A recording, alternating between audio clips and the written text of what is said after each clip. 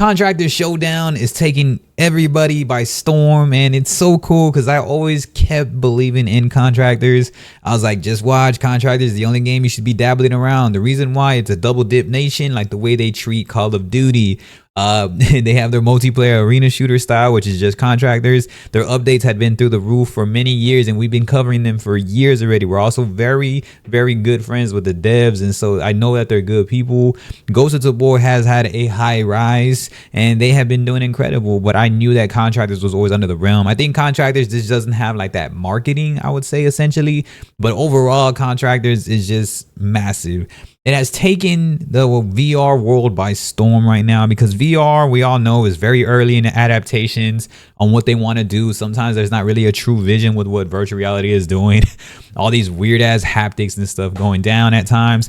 But when we really go all in with the games like Ghost of Tabor and Contractor Showdown are the definition.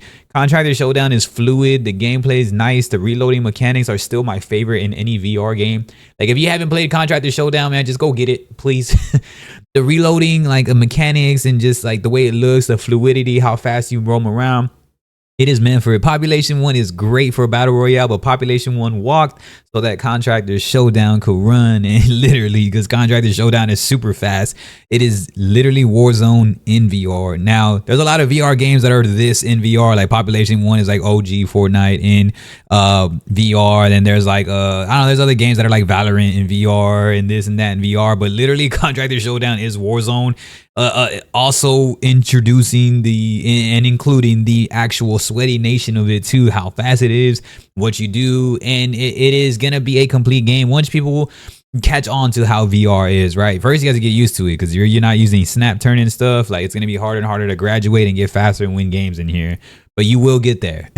People that are OG veterans at VR, they're going to be a lot more advanced in this game. This game is very advanced, but it has taken the VR world by storm. It's a huge storm, because VR world is very, very small and centric and very, very niche right now.